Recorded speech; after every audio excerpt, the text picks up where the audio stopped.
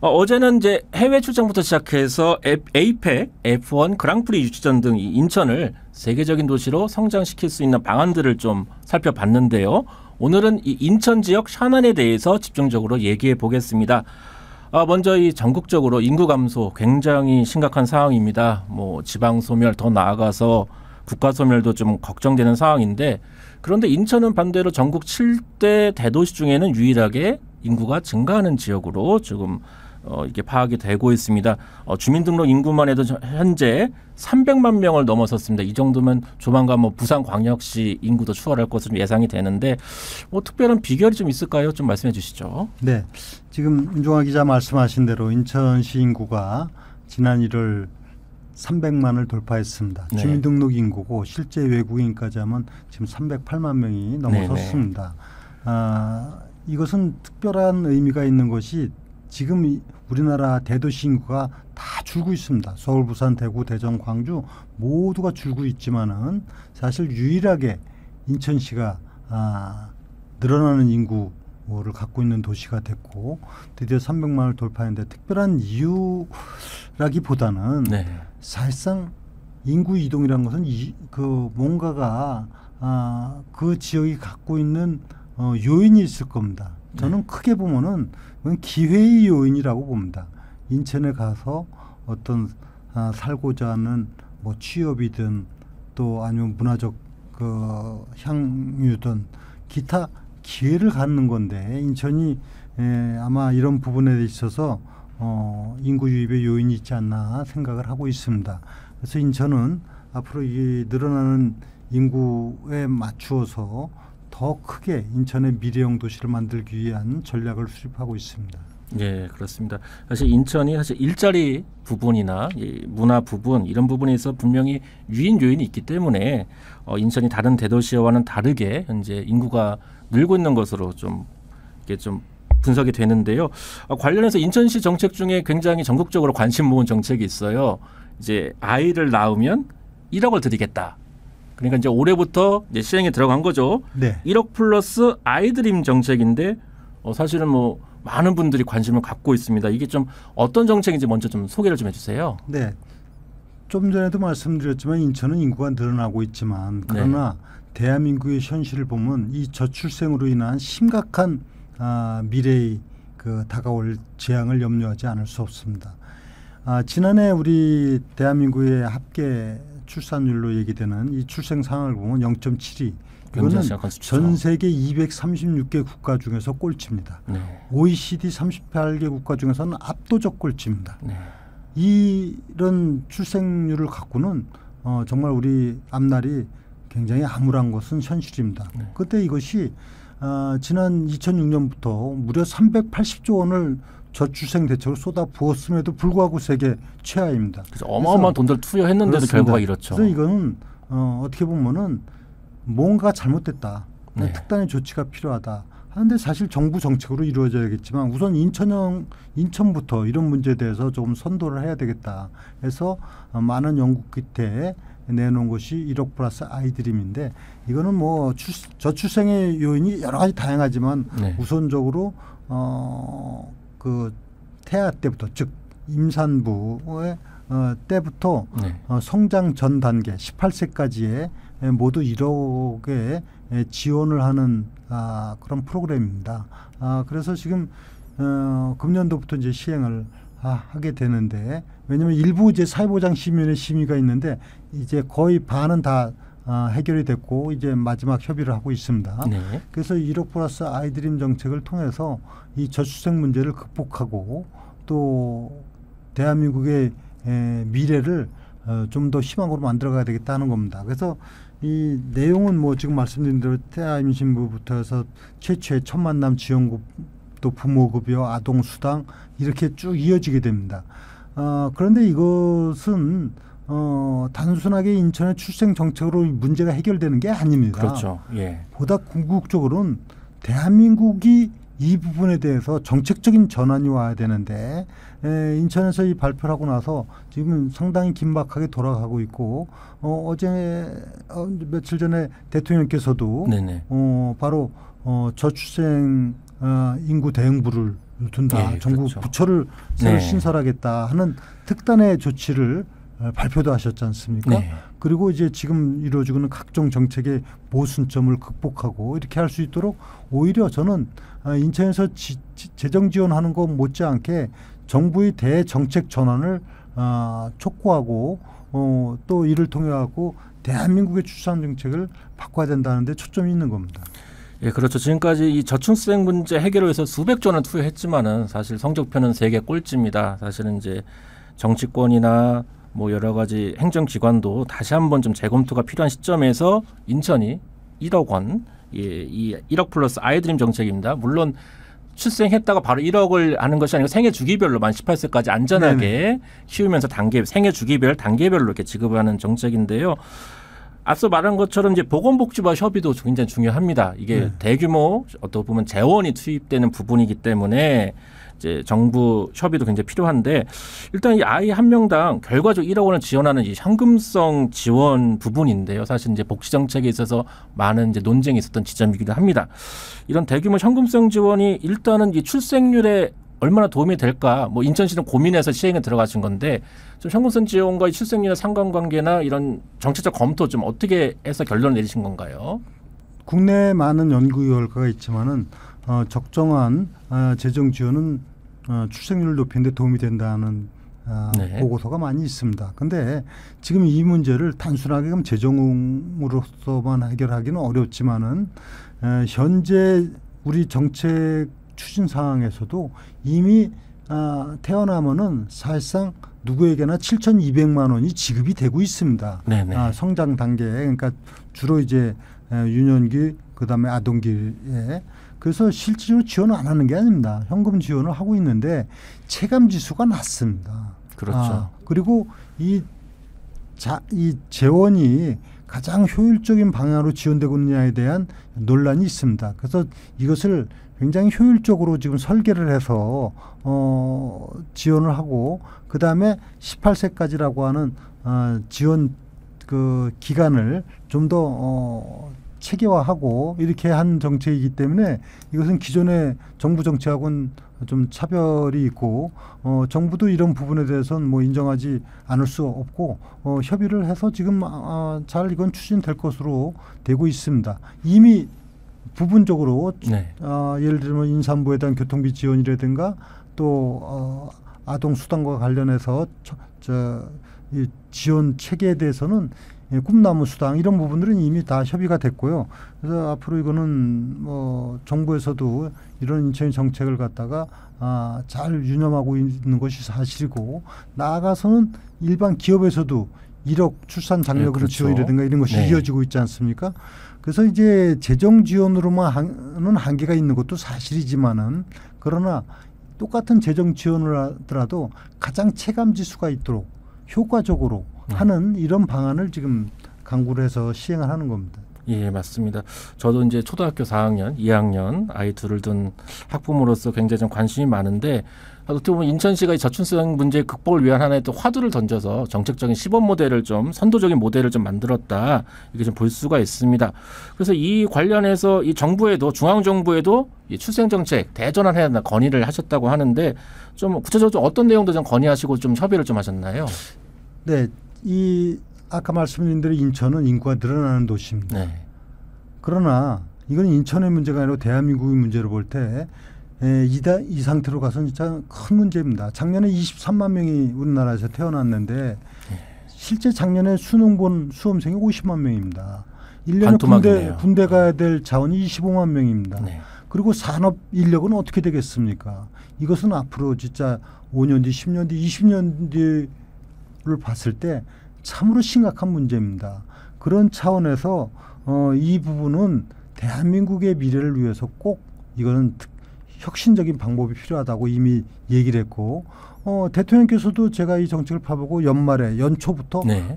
획기적인 정책이 필요하다. 지금 같은 정책으로는 안 된다. 이미 여러 차례 말씀하시고 이제 새로운 부처까지 둔다고 하시지 않습니까? 예. 그래서 정부 정책의 전환이 필요하다고 제가 제시한 몇 가지가 사례가 용산 대통령실에 인구 이런 출생 문제를 해결해 나가기 위한 수석 제도를 두고 총리실에 이와 관련한 처를 두는 정부 조직 개편이 필요하다. 이렇게 얘기했는데 대통령께서는 오히려 이것을 다 통합하는 저출생 인구 대응부를 네, 부처를 그렇죠. 만들겠다. 장관급 이렇게까지 부처를 신설하겠다 만들겠다. 말씀하셨죠. 이렇게까지 얘기를 하셨죠. 예.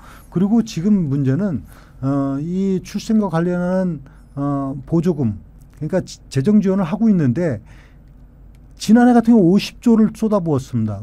근데 네. 이게 전부 다 각 부처, 각 부서에서 산발적으로 백화점식으로 보조금을 주는 체제를 갖고 있다 보니까 체감 지수도 낮고 효율성에 대해서도 의문시가 되는 겁니다. 이걸 다 일으키지 말고 통합 보조금으로 가야 된다. 근데 이제 부처가 새로 생기면 아마 그런 형태로 가게 되는 것으로 보여집니다. 이 통합 보조금 체제로 가야만이 재정 지원의 효율성 그리고 체감 지수를 높일 수 있다는 부분이고요. 또 이 재원 마련을 위해서는 출산 교부금 제도를 신설을 해야 된다는 출산 문제. 교부금 제도. 예. 그리고 이제 무엇보다 중요한 거는 이런 뭐 양육, 보육 이런 문제 못지않게 사실 결혼, 그 다음에 주택 이런 문제들하고 다 연관이 됩니다. 저는 이 문제도 지금 깊이 고민하고 있고 이분은 곧 저도가 발표할 계획도 있지만은 이 주택 정책의 혁신적인 변화가 필요하다. 그리고 또 한편으로는 우리 지금 많은 외국인들이 와서 살고 있지만은 이 이민 정책에 대한 근본적인 새로운 시각에서 도입을 해야 되는 부분이 있고 우리 재동포들이 지금 전 세계 191개국에 700만 명이 나가 있습니다. 이 중에서 우수한 자원들이 들어와서 살 수 있도록 하는 부분도 필요합니다. 인천은 이미 재동포 타운을 지금 만들어서 이분들을 수용하기 위한 정책을 추진하고 있습니다. 네, 그렇습니다.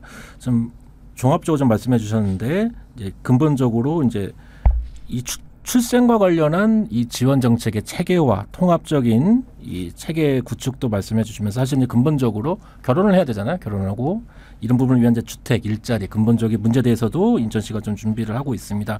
또 이민 관련해서도 이 재외동포 700만 명이라고 하시는데 여러 가지 좀 인구 정책, 기존의 패러다임 좀 바꿔서 정말 대전환이 정말 시급한 시점이고요. 인천시 앞으로도 이 혁신적인 정책 좀 기대해 보겠습니다. 예, 주제를 좀 바꿔보겠습니다. 지금 인천광역시가 10개 기초지자체가 있죠. 8개 자치구 또 이 강화, 옹진 2개 군이 있는데 이 자치구 이름을 보면은 이제 전국적으로 중구, 동구, 남구 뭐 이렇게 좀 동서남북 이 방위식 지명이 좀 많은데 인천도 사실 좀 그런 부분이 좀 있습니다. 근데 지금 인천시가 2026년 7월에 새로운 행정체제로 개편할 예정이라고 하는데 뭐 한 2년 정도 좀 남았네요. 좀 어떻게 좀 바꾸려고 좀 준비하고 계신지 좀 궁금합니다. 네, 근본적으로 행정체제도 시민의 편의성이라든가 지역의 경쟁력을 높여나갈 수 있는 차원으로 개편되는 것이 맞지 않겠습니까? 그런데 인천의 경우는 이 그동안은 시간이 많이 이렇게 세월이 지나가면서 각 구간의 인구나 그 환경 변화가 극심하게 이루어진 지역입니다. 대표적으로 인천이 1968년도에 4개구 체제로 출범을 할 때 중구, 동구, 남구, 북구였지 않습니까? 그때 중동구 인구가 인천 전체 인구의 반이었습니다. 근데 지금은 동구 인구가 6만 명입니다. 서구의 아라동 인구하고 같습니다. 동 하나 인구하고. 원도심 부분이 참 그렇죠. 그리고 중구의 그 영종을 제외한 중구는 4만 3천 명이고 그래서 이것은 행정의 비효율성이 있고 주민들도 불편한 부분이 있기 때문에 이것을 통합해서 재물포구로 다 새롭게 출범을 하고 영종을 분구시키고 그다음에 서구에서 인구가 이제 급증하고 있는 검단을 새로 구로 만드는 행정체제 개편을 추진해 왔는데 이것이 뭐 국회에서 법까지 다 통과돼서 이제 2026년 7월 1일부터 시행이 됩니다. 이 행정체제 개편이 갖는 중요한 의미는 그동안 정부 주도로 이루어졌던 행정체제 개편이 아니고 그야말로 인천시가 이 문제 제기를 하고 또 실제적인 체계를 자체적인 뭐 조례 등 다 하고 그다음에 법으로 가서 결정을 한 지방 주도형 행정체제 개편이라 하는 면에서 이것은 상당히 의미가 있는 행정체제 개편이고 이것을 통해서 아마 인천은 이제 지방정부에서 행정체제나 시스템을 통해서도 지방자치를 주도하는 그런 시정부라는 평가를 받게 됐습니다. 예, 그렇죠. 사실 이제 도시 브랜드를 좀 높이는 데 있어서 사실 이 동네 이름, 마을 이름 굉장히 또 이름 짓는 게 참 중요하고 사람들 관심도 좀 많을 것 같습니다. 관련해서 이제 서구 아까 말씀하신 서구 검단구 분리한다고 하시는데 서구라는 이름도 뭐 좀 바꿔야 될 것 같아요. 좀 어떻게 좀 바꾸실 건가요? 네, 과거에 이제 뭐 중구다, 동구다, 남구, 서구다, 북구다 하는 부분들은 인구가 많아지는 도시에서 그 실질적으로 행정 편의를 위해서 나누었던 구였죠. 네, 그렇습니다. 그래서 우리나라의 대도시들이 다 이런 방위 명칭을 갖고 있는데 이것은 지역의 역사나 전통이나 문화적 특성을 반영하고 있지 못하지 않습니까? 네. 다른 어느 지역도 남구도 있고 동구도 있고 이런 상황에서 그래서 이거는 지방자치의 그 본질적인 취지에 맞지가 않습니다. 그래서 저는 2014년도 민선 6기 때부터 방위 명칭을 없애는 것을 추진해 왔는데 그 당시 미추홀 하나를 했고 나머지도 이제 어떤 명칭을 하느냐의 논쟁이 됐기 때문에 추진을 하는데 장애가 있었는데 이번에 이제 중구 동구는 재물포구로 자연스럽게 해소가 되고요. 네. 그다음에 이제 서구가 하나 남습니다. 참고적으로 근데 남동구를 방위 명칭으로 생각하시는 분인데 방위 명칭이 아닙니다. 동자가 동력 동자가 아니라 동네 동자입니다. 남동이란 동네. 예. 그렇기 때문에 그 부분은 이제 문제가 아니고 이제 서구 하나 남는데 그러면 서구도 이제 자연스럽게 어떤 지역의 역사, 문화, 정서, 그다음에 미래 희망 이런 거에 맞는 형태로다가 명칭을 변경하는 것을 기본 원칙으로 해서 이 지역 주민들의 의견과 이것을 통해서 가능하기 때문에 앞으로 그런 절차를 거쳐서 이제 방위 명칭이 없는 구가 된다면 대한민국에서 유일하게 방위 명칭이 없는 그런 구를 갖는 인천시가 될 겁니다. 예, 그렇죠. 사실 미추홀구 바뀌었을 때 많은 궁금하신 분들 인터넷 검색도 해보고 좀 아마 그 동네 사정을 좀 더 살펴보지 않았을까 싶고요. 사실 이게 지방자치에 맞는 행정체계 어떤 명칭 변경이 아닌가 합니다. 관련해서 서구도 이제 새로운 이름 공모도 이제 추진할 예정이라고 하니까요. 우리 청취자분들도 나중에 실제로 이제 공모 실시되면은 좋은 이름 하나 만들어서 한번 도전해 보시는 게 어떨까 이렇게 좀 말씀을 드립니다. 또 이 도시 발전에 관련해서 이제 교통 문제 굉장히 시급한데 요즘 또 탄소 중립 시대에는 철도망 확충이 굉장히 중요합니다. 근데 사실 이제 인천은 전국에서 유일하게 이 고속철도가 없는 광역시이기도 한데 인천 시민들 이제 큰 기대를 갖고 있습니다. 이 광역철도망 사업 현재 좀 어떻게 좀 진행되고 있나요? 네, 아시다시피 대한민국 철도의 출발지가 인천입니다. 예, 그렇죠. 1899년도에 경인철도로 대한민국의 철도 역사를 시작한 곳 아닙니까? 네. 그런데 지금은 사실 이 많은 광역철도, 급행철도가 이렇게 생겨가면서 이 부분에 대해서 인천이 조금 더 미래지향적인 철도 인프라를 구축해야 되겠다는 생각을 갖고 있습니다. 지금 진행되고 있는 것만 말씀드리면 네. 우선 금년 1월 달에 착공식을 가졌죠. 네. 대통령이 참석하여서 GTX B노선 인천국제도시 송도국제도시에서 출발해서 이제 서울을 거쳐서 저 마석까지 가게 되는 이 철도 노선이 착공을 했기 때문에 2030년도 개통 목표로 추진됩니다. 이 GTX B노선에 따른 인천과 서울의 접근성은 이제 30분 이내, 즉 송도에서 서울역까지 29분 때 달리는 교통 체계가 이제 새롭게 수립이 되고 동시에 GTX D 노선, E 노선에 대한 것도 정부에서 이 대상 사업으로는 확정을 했습니다. 이제 앞으로 행정 절차가 있는데 이것은 역시 영종에서 출발을 해서 서울을 거쳐서 강남 쪽으로 또 강북으로 이렇게 가는, 물론 이제 중간에 검단 또 계양 다 거쳐서 갑니다만 이런 그 GTX 시대를 열어가게 되고 또 무엇보다도 제가 2016년도 그러니까 14년 추진해서 해왔던 인천발 KTX 사업이 이제 내년 개통을 목표로 지금 하고 있습니다. 이렇게 되면은 인천에서 출발한 KTX를 타고 대전은 1시간, 뭐 대구하고 광주는 2시간 이내, 그래서 부산까지도 2시간 40분 이런 전국 대도시를 연결하는 이제 고속철도 시대를 열어가게 되고요.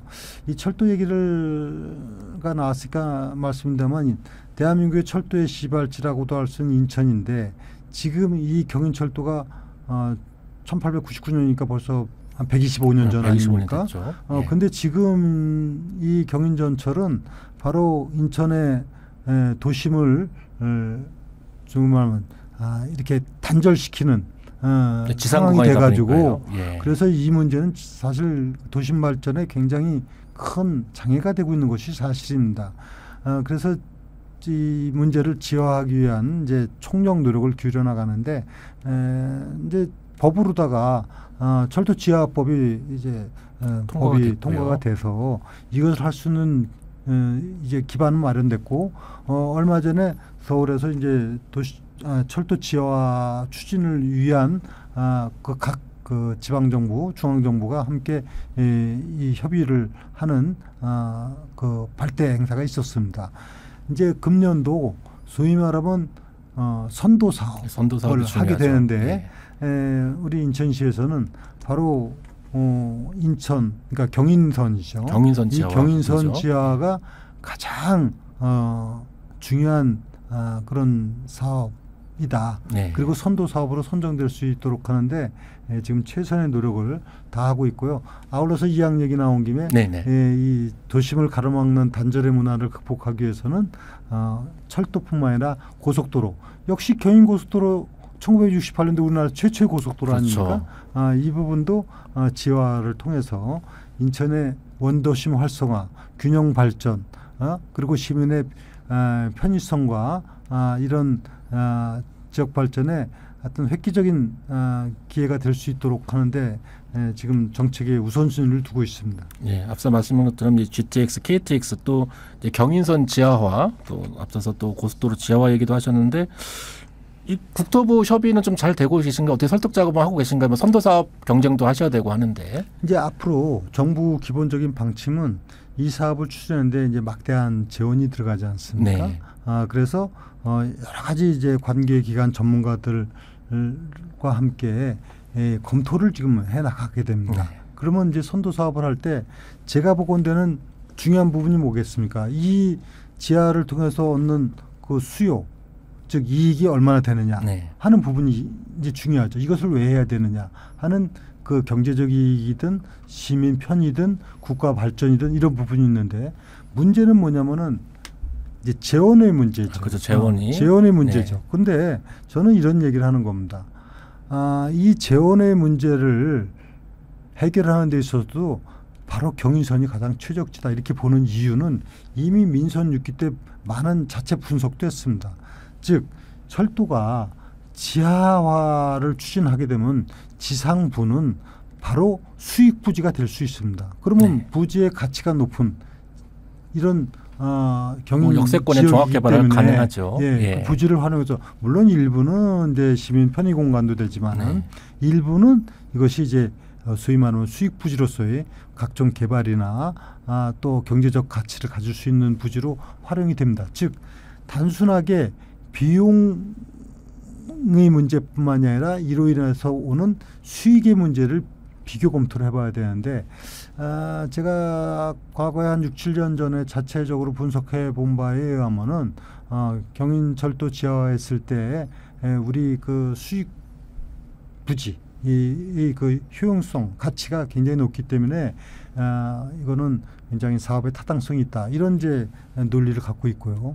그리고 무엇보다도 정말 이 수도권의 많은 시민들 인천 또 경기 서울 이런 분들이 이용함으로 따른 편익의 증대는 단순하게 경제성을 넘어서 굉장히 큰 어떤 편익이 아니냐 이런 부분을 갖고 접근을 해나가면은 경인철도가 지하하는 데 있어서 아주 설득력 있는 논리를 제공해 주게 될 겁니다.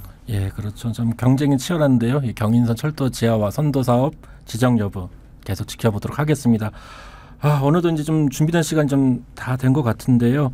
이제 취임 이제 3년 차 준비하고 계신데 뭐 그동안에 좀 소회와 함께 남은 임기 아주 많이 남으셨죠. 이 계획 좀 어떻게 되시는지 좀 말씀해 주시죠. 네, 어느덧 이제 반환점을 향해서 가고 있습니다. 그런데 사실 지난 2년 동안 뭐 영일 없이 달려온 시간들이었습니다. 그 시간들은 인천의 많은 현안들을 풀고 또 그보다 중요한 거는 인천의 미래를 준비하고 희망으로 만들기 위한 정책을 추진하는데 저희 모든 노력을 다 할애를 해왔습니다. 그리고 그 결과 인천이 뭐 제동 포청 유치를 비롯해서 가시조성과 지금 말씀드린 각종 교통 인프라 구축 뭐 등등을 이뤄냈는데 결과적으로 인구 300만이 넘고 또 경제적으로는 부산을 뛰어넘어서 제2의 도시가 되었습니다. 그만큼 우리 인천이 변화되는 그런 중심적인 도시가 되었다는 것과 함께 앞으로 가야 될 길은 더 많고 또 멀기만 합니다. 네. 사실은 이미 제물포르네상스 프로젝트를 통해 갖고 원도심 활성화를 기해나오고 균형 발전을 이루겠다. 그리고 글로벌 탑10 시티를 통해서 인천을 세계적인 도시로 만들어가겠다. 그리고 그 이면에는 무엇보다도 시민이 행복한 사회를 만드는 것이 궁극적인 목표이기 때문에 이제 시민 행복 제1의 도시를 만든다. 이런 틀 안에서 모든 정책을 추진해 나가고 있다 보니까 사실 뭐 할 일이 정말 태산 같기만 합니다. 그러나 그럼에도 불구하고 우리 300만 시민의 행복과 그리고 우리 미래를 위해서 저는 시민들과 함께 끊임없이 더욱 노력하고 또 함께하면서 인천의 꿈을 만들고 이것이 대한민국의 미래가 될 수 있도록 최선을 다해 나가겠습니다. 우리 시민들께서도 함께해 주시고 또 그런 영광을 같이 맛볼 수 있도록 하기를 기대를 합니다. 네, 감사합니다.